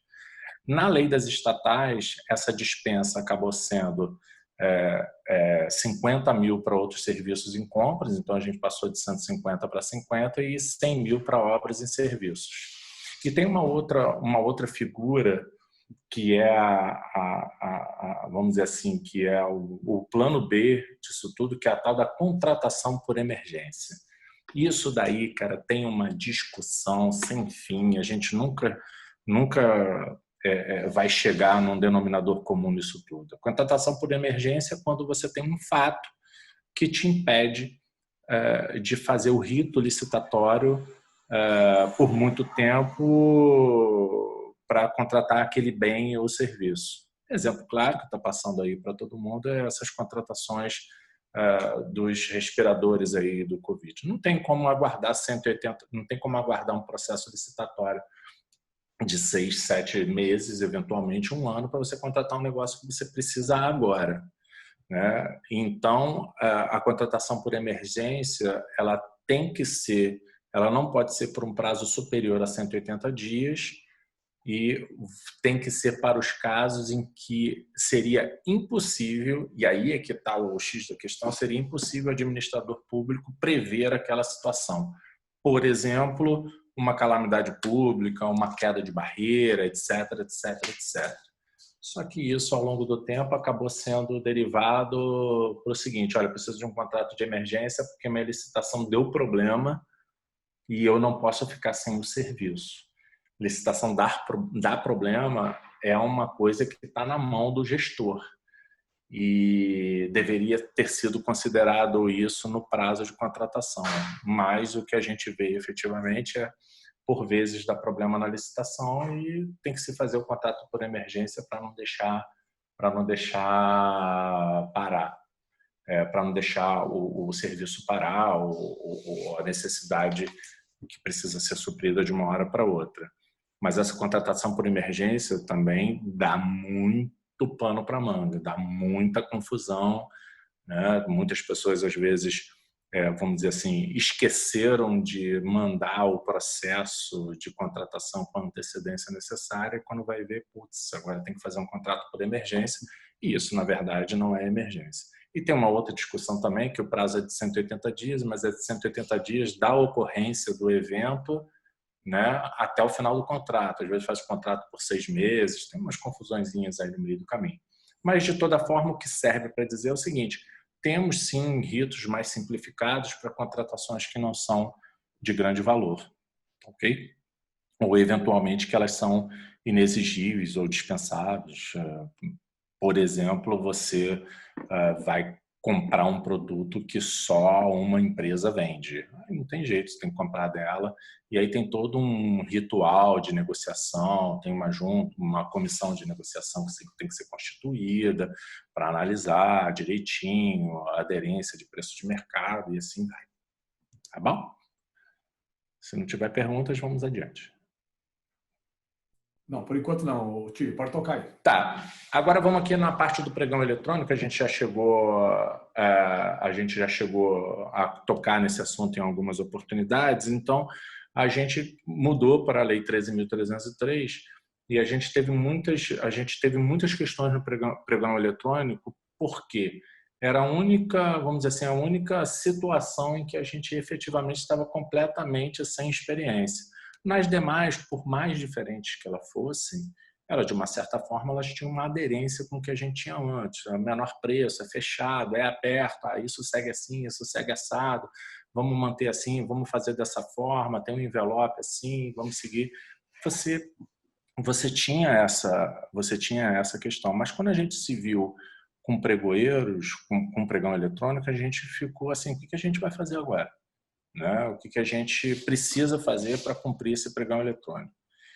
Primeiro, já tinha uma dificuldade que era o procedimento preferencial para bens e serviços comuns. Como era contratação de atividade meio, a gente tinha muita coisa que era bem e serviço comum. Material quase todo era assim. Você tinha que ter o pregoeiro, que eu ainda não tinha, e é mandatória a formação do pregoeiro. E aqui vale uma parte que a formação do pregoeiro tem que ser uma formação, tá? Porque tem, inclusive, cursos gratuitos que você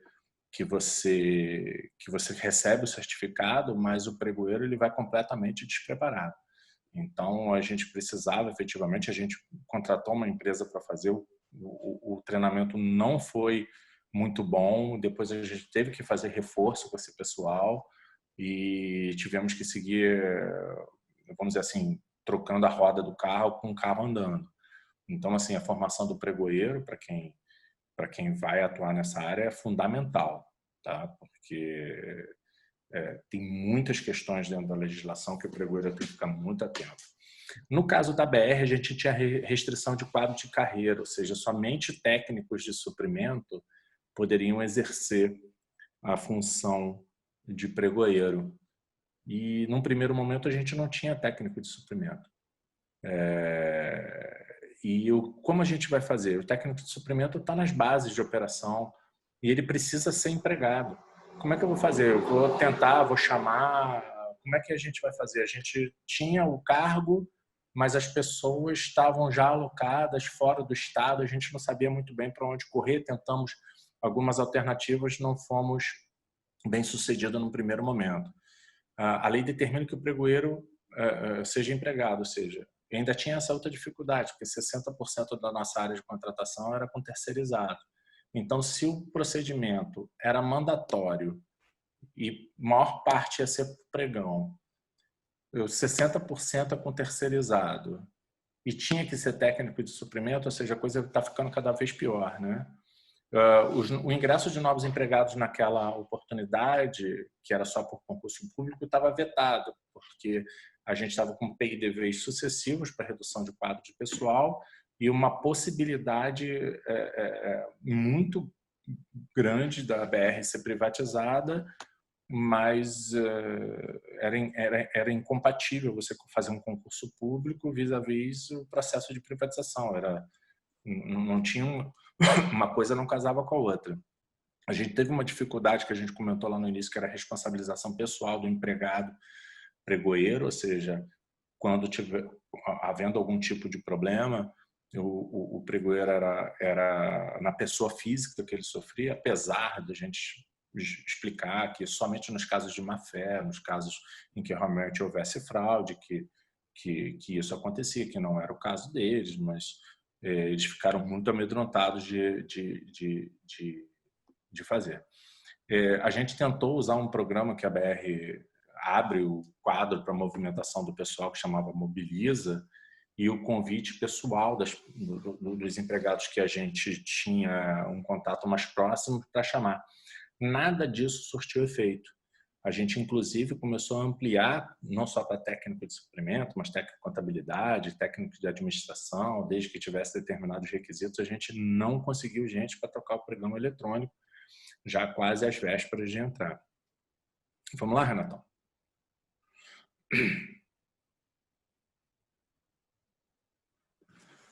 Bom, qual foi a oportunidade que a gente vislumbrou? Naquela situação, a BR estava encerrando vários pontos pelo país, né? Vários locais a BR estava encerrando e os empregados precisavam se realocar. Mas ainda assim, mesmo com essa questão da realocação, a gente não teve a possibilidade, a gente não foi suficientemente, não tivemos sucesso no convite de vir para essas pessoas para o Rio de Janeiro. E ainda tem, além da indisponibilidade, a gente tinha um custo, e tem um custo muito grande, de deslocar as pessoas dos seus estados de origem para o Rio de Janeiro, custo de passagem, mudança, o próprio pagamento mensal que a BR faz, né, de auxílio moradia para ele aqui era muito custoso, no momento que a gente estava em redução de custos assim de maneira dramática, né?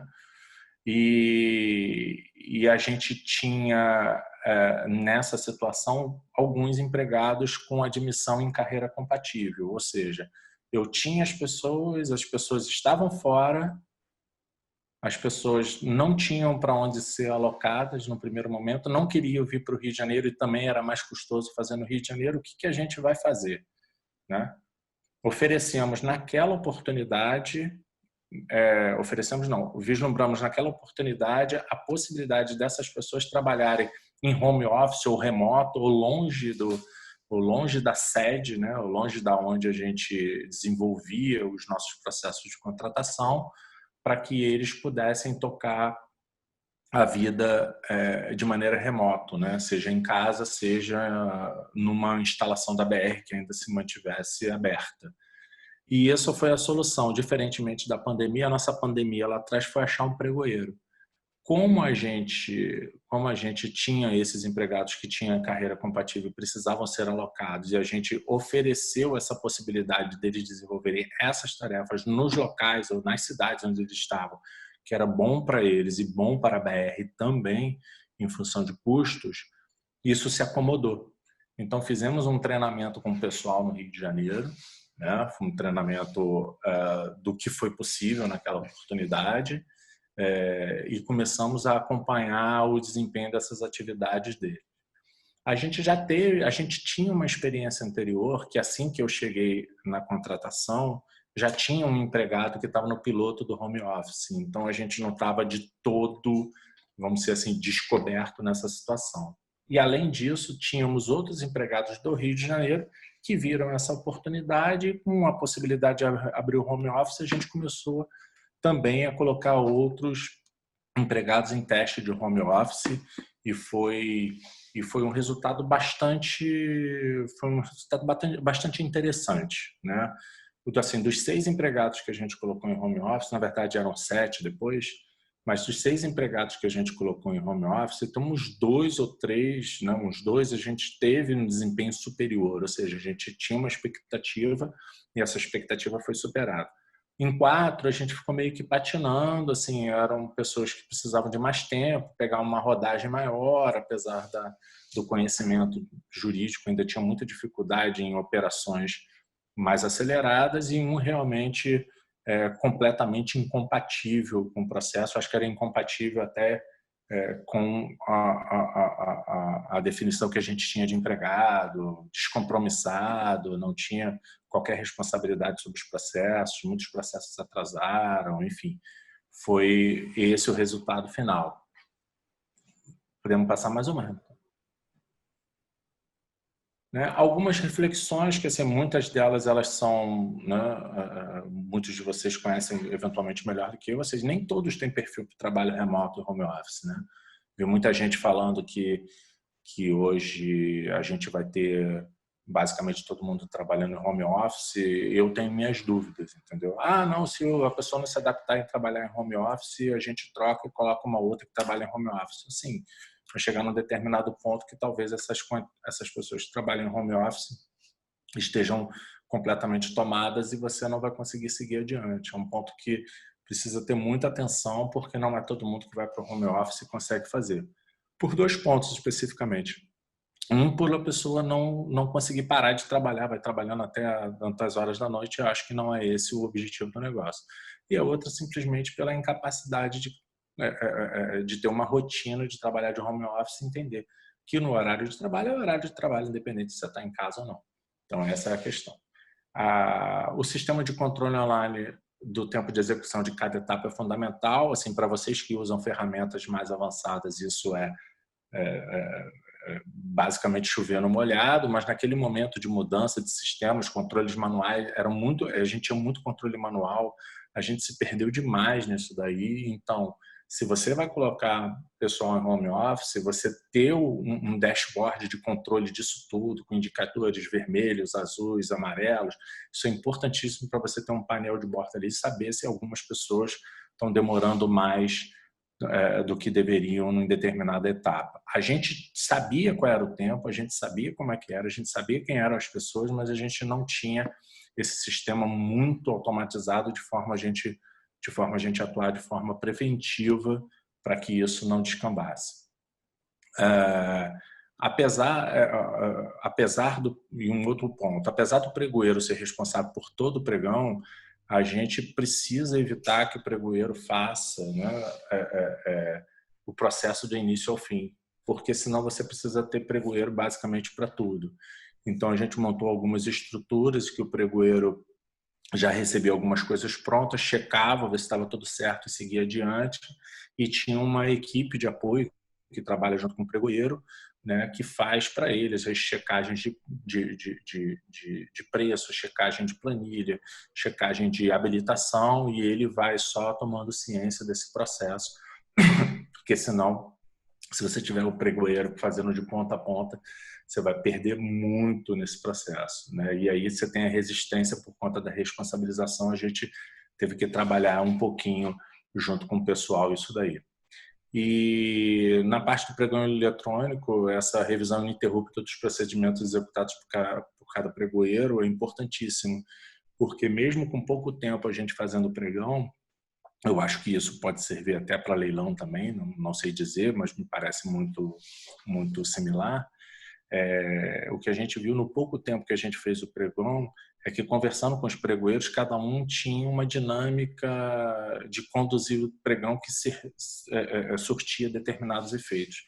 Então era importantíssimo ter essa troca, né? É importantíssimo ter essa troca para que você atualize as experiências para todo mundo e cada um se aproprie, né, das melhores práticas que os outros vêm fazendo e conseguem adicionar uma melhor dinâmica no processo do pregão. E também na correção de desvios, né? Eventualmente tem algum pregoeiro que esteja fazendo alguma coisa, não diria ilegal, mas talvez não tão conforme assim, e você começa a fazer essa correção. Eu acho que isso é fundamental e isso iria acontecer de uma forma ou de outra. A gente não chegou a ter tempo para fazer isso, mas era uma coisa que a gente já via como necessidade. Inclusive reciclagem, né? As empresas normalmente fazem reciclagem a respeito disso e eu acho que é fundamental para esse processo. Vamos lá, Renatão. Só um comentário nessa história do home office, né? Podia estar conversando com um amigo, até para você responder um outro que tinha me pedido para dar uma ideia para a história do home office. Muitas pessoas vão literalmente, né, vão trabalhar até morrer, né? Sim. E ele não vai conseguir entender, como você falou, né? Que a gente tem uns momentos, cara, tem hora do almoço. Não estou dizendo que precisa botar no relógio da sua casa 1 hora para você almoçar, mas tem cara que almoça na mesa, né? Tem cara que vai... Assim, eu tenho visto muitas pessoas se perdendo tudo bem que a gente está numa situação complicada da academia, mas quem é workaholic vai sofrer muito mais com burnout do que a gente tem hoje. E aí nós vamos ter problemas sérios com isso, né? Então é uma coisa que vamos ter que conversar muito com as empresas e com as pessoas para a gente não se perder nisso tudo aqui. Interessante. Eu acho que vai ser tipo uma segunda onda de gestão de pessoas. Como é que você vai gerir o cara lá na casa dele? Eu tenho muita dificuldade de ver isso nesse momento, né? Porque vai ter que ser umas ferramentas tipo que eles implantaram em banco um tempo atrás, ou seja, em determinados horários o cara simplesmente não tem acesso em absolutamente nada do trabalho. Ele não consegue acessar enquanto estiver naqueles intervalos que eles julgam ser os intervalos que o empregado não pode, que tem que tirar o seu descanso, né? O seu intervalo lá. É lógico que isso para rotinas de execução mais simplificada você consegue fazer, né? Agora, e vai ser um problema sério, né? Tem gente que pode virar noites aí. Eu acredito que isso deve estar acontecendo com alguém, né? O cara não tem limite, não tem limite. Somos polarizados, né? O cara não tem limite para parar de trabalhar e o outro não tem limite para começar, né? Porra, você não consegue ir adiante com ninguém, né? Foi complicado. Interessante. Mas você falou, acho que você colocou bem. É uma segunda onda de gestão de pessoas, né? A gente vai... É verdade. Eu acho que é por aí. Legal, bom. Mas vamos lá.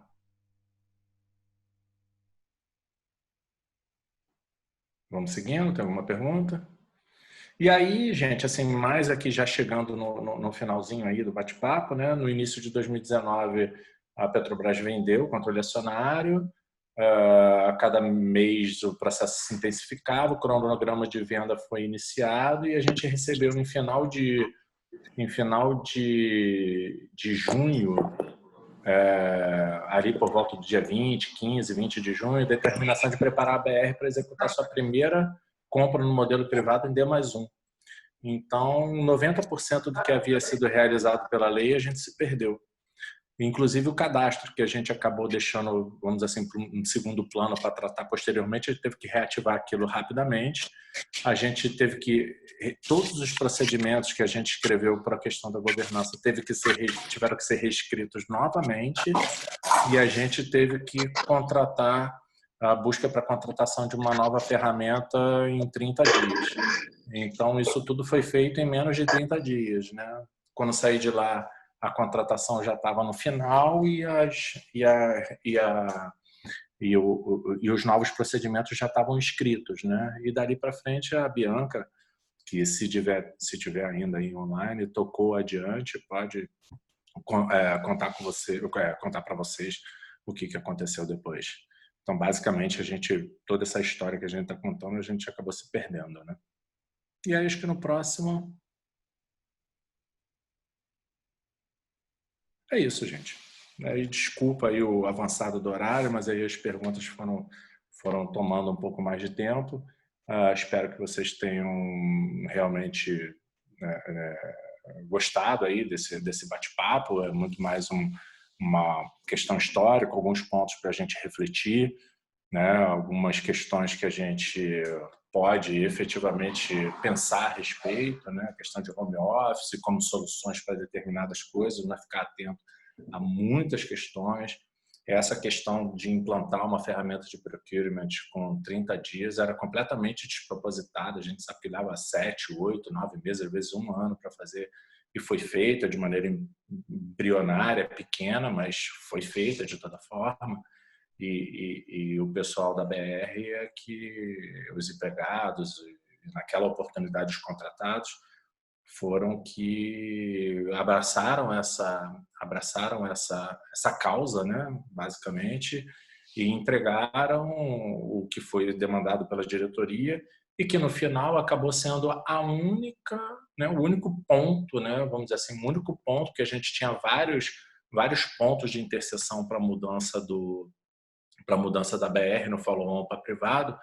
Se eu não me engano, o diretor falou que foi o único ponto em que foi realmente entregue os procedimentos, o sistema, tudo aquilo que estava preparado para o privado. O resto foi acontecendo ao longo do tempo e foi indo adiante, e foi uma experiência muito boa. Para mim, foi muito gratificante trabalhar na área de compras, foi uma área que realmente fiquei encantado não só com o pessoal com quem trabalhei, mas também pelo processo em si. Achei muito bom. Tivemos eu e Daniel conversamos demais sobre vários pontos, várias questões. Eu realmente gostei demais, tá? E agradeço aí ao pessoal a paciência, né, e a presença. Pô, Tílio, nós que temos que agradecer, é uma aula, né? Assim, altíssimo conhecimento, gostei demais. Eu não conheci, assim, a parte pregão, né? É muito técnico, né? Muito interessante, cara. Eu tive essa oportunidade, eu comentei, né, com o governador de São Paulo alguns anos atrás. Depois eu tive a chance de almoçar com o head de compras do estado de Nova York, de Nova York, lá nos Estados Unidos. O cara compra 100 bilhões de dólares, cara, por ano. Cara, Meu, fazer a cabeça do cara, que genial. Foi assim, eu encontrei com ele em Chicago, né? Tava participando de um evento em Chicago. É uma outra vida, né? Eles também têm processos bem parecidos aqui com o nosso, né? Com esse tipo de uma governança mais restrita, né? Muito legal, cara. Muito show de bola. Tire, porra, só tenho a Fala, agradecer. Renatão. E aí, Cara, apareceu aí, velho? não, apareci da metade pro final aqui. Ele tava dormindo. Pô, tava nada, pô. Ô, Marcão, tu já me conhece um pouco, eu tava o quê? Com cliente, né, cara, pra variar. Gente, Marcos já foi... Não sou eu. Não, o Marcos já foi meu cliente aqui, assim, a gente teve um relacionamento comercial bem legal, né, Marcão? Foi muito bom mesmo. Parte aqui, pessoalmente falando, né, assim, foi parceria mesmo. Eu vivenciei com o Marcos essa transição, né, da 2745 para a lei. Foram milhões de percalços aí que eu vi o Marcos vivenciando, enfim. Coisas que de fato aí, cara, não é qualquer um não, né? Porque eu estou falando com ele aqui não, ele acabou virando um amigo aqui pessoal, mas realmente foi o que o Renato falou, cara, assim, é uma aula mesmo. O Marcão conhece muito, por isso que eu quis trazer ele aqui, ele na hora topou aí com um fuso horário de 4 horas de diferença aí, então agradecendo, cara, já cantando o galo da madrugada aí, cara, mas, pô, super ativo aí, ajudando a gente a entender um pouquinho mais. Cara. Valeu mesmo. Mas, assim, o que eu tenho a agradecer ao Daniel também, sempre foi super parceirão. É lógico que a gente teve as nossas famosas discordâncias, mas é na discordância que a gente acaba evoluindo, tá? E, na verdade, os professores estão aí na tela de vocês, ó. Que eu estou vendo aqui, ó, Vanessa, Roberta, Nívia, Bianca, Leonardo, esses são os professores, aprendi com eles. Então, assim, se tiverem alguma dúvida, esse é o pessoal que sabe tudo. Né? Tudo que eu aprendi com eles. Tá bom, pessoal? Muito bom, aqui, pessoal. Ó, meu ainda tá aqui. Aí, ó. Quando vier para o Brasil, precisamos ver uma dessa aí, viu? Tem que trazer para nós para a gente provar. Vinho verde. Com certeza. Abrir uma dessa aí, cara, com certeza. Sempre lembrando que o vinho verde é de uva não madura, não é de uva verde. Não tá madura, é isso aí. Pessoal, deixa eu fazer um último pedido aqui. Abra a câmera aí, vamos tirar uma foto aqui para o Marcos Tille guardar aqui de lembrança. Aqui, deixa eu mandar para ele uma foto aqui, para a gente ter uma foto da galera aqui. Abre aí. Dá um tempo de pentear a barba aí. Não é? Isso, tirar o pijama. O pessoal acordar, né? Acordar. Tinha um pessoal aí matando uma feijoada agora à noite. O Daniel botou aquele... Alexandre ajeitando a cabeleira. Caiu para mim, né, Marcos? Não adianta, né? Caiu pra mim. O Daniel botou aquele boneco de holograma ali, botou lá no negócio. Ele já tá na praia lá, correndo lá, e botou esse boneco para nós ficar vendo aí.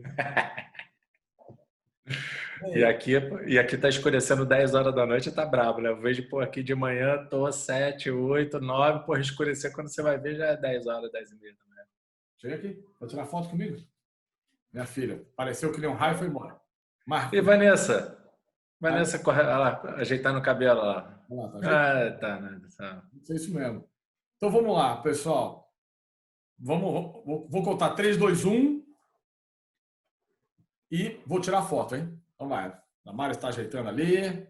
Vamos lá, deixa eu apertar um print screen aqui. Deixa eu fechar isso aqui para não me atrapalhar aqui.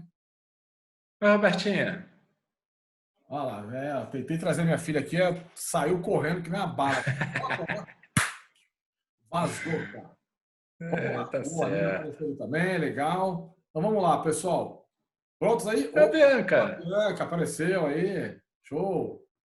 Vamos lá. Ô, Leonardo, só falta você agora. Leonardo Figueiredo aqui, ó. Falta você, porra. Só falta você aparecer aqui para nós aqui. Doutora Nívia. Oi, tudo bem? Tudo jóia. Vamos lá, então, pessoal. Fala, Bia. 3, 2, 1. Vamos lá? 3, vamos lá. Olha aí para a câmera. 3, 2, 1. Boa, deixa eu ver como é que ficou aqui. Faz aqui, você apertei aqui sem querer. Aperta de novo aí. Peraí, deixa eu ver. Deixa eu só fazer um Billy Nights aqui, que eu tenho 2 telas, complica a minha vida. Vou compartilhar, ver se ficou bom aqui. Peraí.